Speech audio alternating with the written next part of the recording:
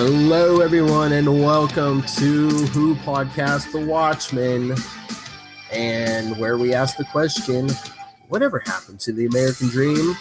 It came true. You're looking at it. That's right. I just need a grenade. God help you all. I am Phil, and joining me is... I'm Tyler. And this episode, we're going to begin our journey into Before Watchmen, Spectre #1. All you YouTube people can see the cover. I'm pretty excited to do this. Like I was saying before, I never read any of the Spectre. Now, pretty interesting because our last series took place mostly in the 40s. I believe this takes place in the 60s. Yeah. Yep.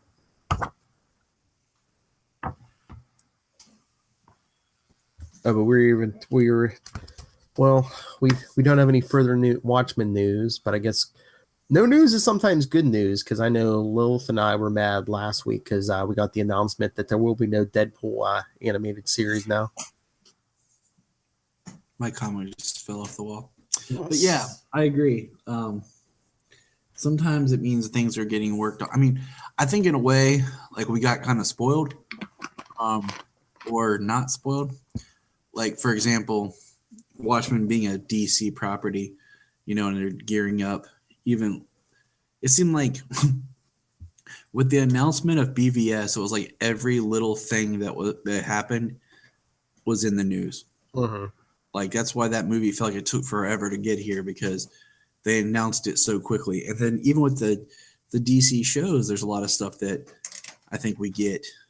And but yeah, Watchmen's been quiet. Well, we live in this world where there's so much like superhero content now, and now it's like, oh, when's the next thing coming?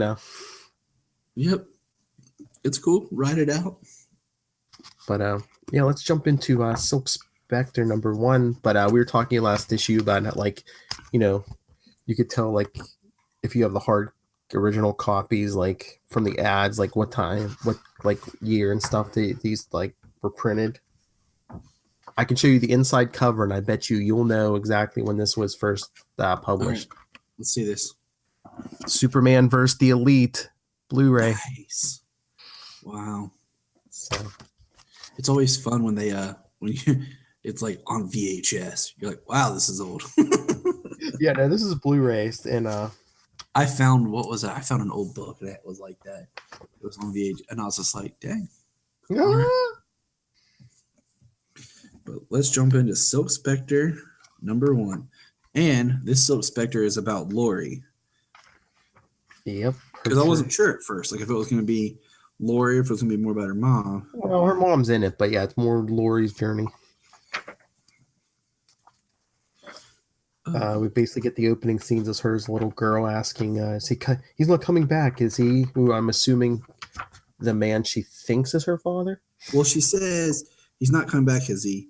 Don't say that. He's not my father. Please don't start that again, Lord. He was my husband and he is your father. I hate him, she says. And we really feel like Sally carries this guilt and loves Lori and watches out for her. Because then we have this opening that doesn't give us a year. Nope. I'm thinking it had to take someplace after Minutemen because there was interaction with Sally's husband at the time, and Hollis. But Sally looks younger here. I don't know. It's crazy. But then it jumps to 1966. Yeah, and she's in high school. The story's going to take place. Yeah. She's in high school. She's great at athletics. A guy has attention to her. She's shocked by it. She's fantasizing about getting married. One of the girls, the blonde with the big hair, is jealous. Her mom shows up. And her mom makes the look about he's quite a looker. Oh yeah, because I guess Sally's training Lori to be the new Silk Spectre, and she's saying, it's a shame with all your training and study, you're not gonna have time for him. And her mom's like, if I'd be more than happy to stand in for you. It's like, okay. Yeah, I mean, she even gives her old costume. Not even like making a new one, like straight Mm. up her old costume.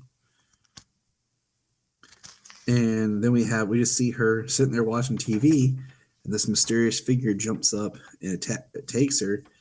And it almost kind of made me think about because the way this is drawn, where Mm-hmm. she's watching TV and there's like a song playing, Mm-hmm. like reminds me of just Edward Blake's death in the movie. Oh yeah, yeah, You have yeah. the song lyrics going, as he fights and gets thrown Kind out of. the window.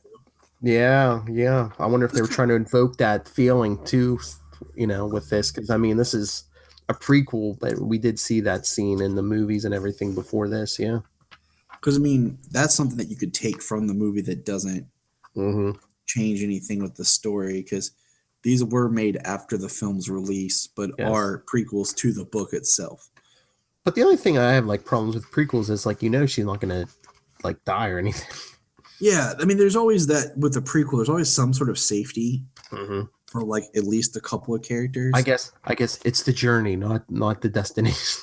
Yeah, but we find out it was her mom. She Yeah. popped her real good, and then her mom popped her, and I love how her mom like disguises herself as like this ski mask that like intruder who just like starts attacking her, and then when Lori gets the other upper hand, she's like, "What the hell was that?"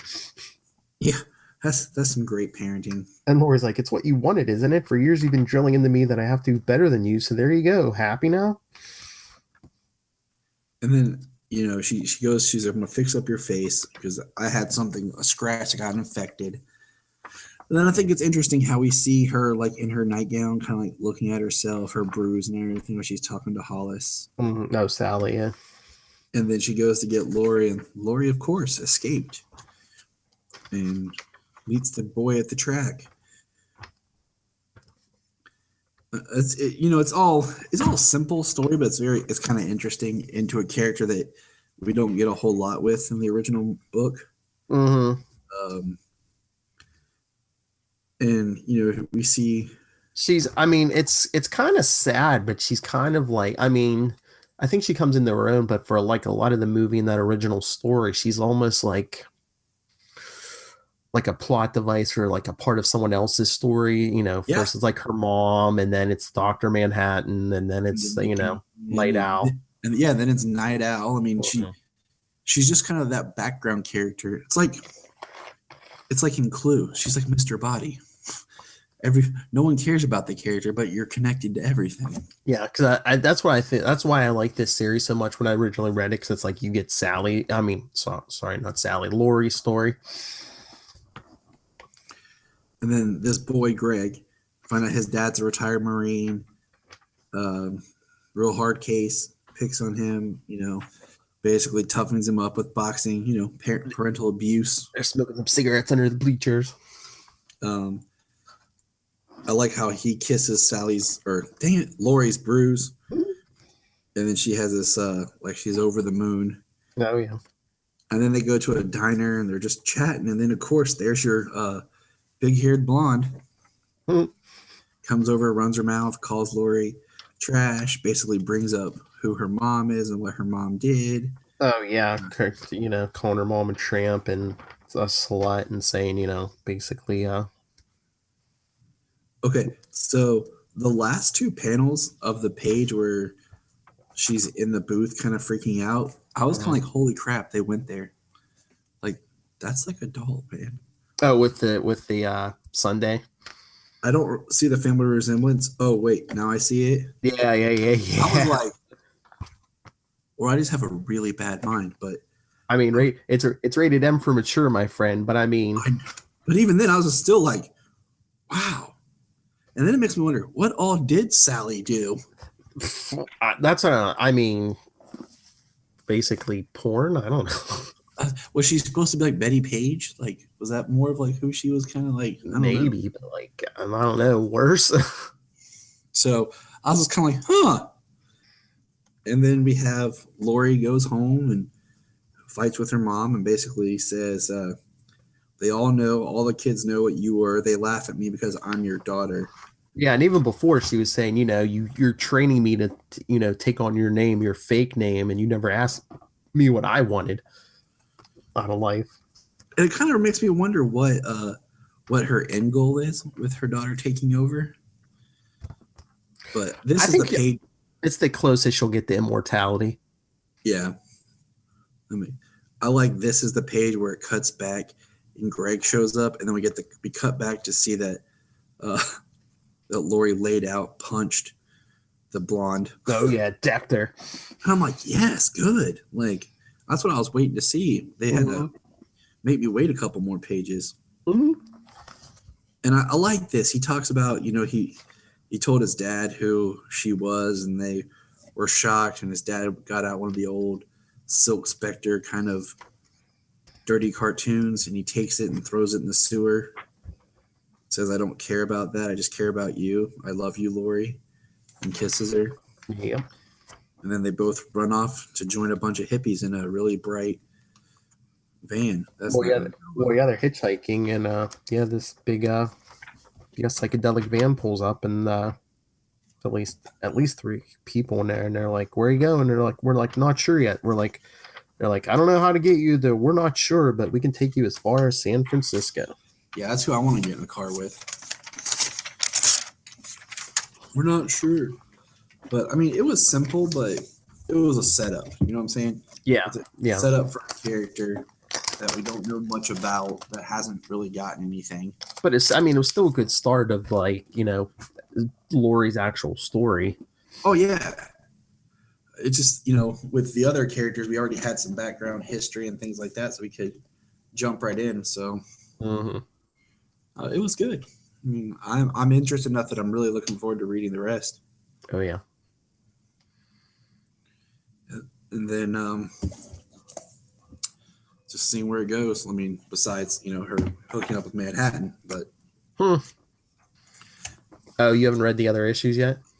No, I think I'm going to take them little by little. Oh, okay. Yeah, you're in for a ride, buddy. I mean, it's a good story. And I'm like, I don't know. It's been a while since I read it, but not all the details, but there. I always find the Dr. Manhattan my favorite, though. Mm-hmm. So I can't wait to get there. All right. So, anything else on our agenda? I think we're good for that, man. All right. So, everyone, join us next time for if you want to read ahead, Before Watchmen, Silk Spectre #2. And you may be saying, where can we send you our feedback? Please. Well, ask and you shall receive. You can email us, capesandlunatics@gmail.com. The voicemail, 614-382-2737. That's 614-38-CAPES. And as you may have heard last episode, you can also share your feedback with us now on Twitter @WhoPodcastWatchmen. So go follow us there. Check that out. We'll share any news we get, links to episodes, and it's all good. And Tyler, where can people talk to you? Find me at JTYPatrick on Twitter, and then I host the Krypton Report podcast. You can probably guess what we talk about there. And Supergirl. Superman, Supergirl, Krypton, the show that finally started after 4 years of planning. And just anything Krypton Report, you'll find me. Just Google it. All right. Awesome. So you know what that means, everyone. Whatever happened to the American dream?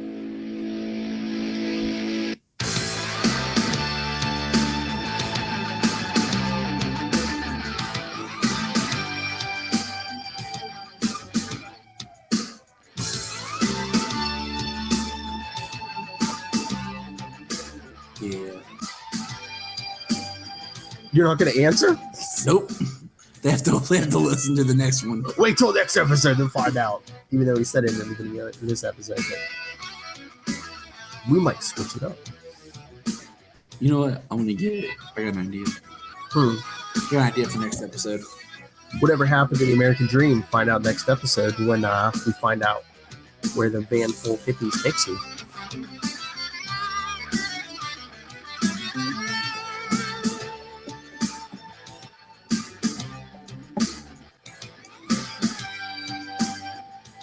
But until then, peace and love.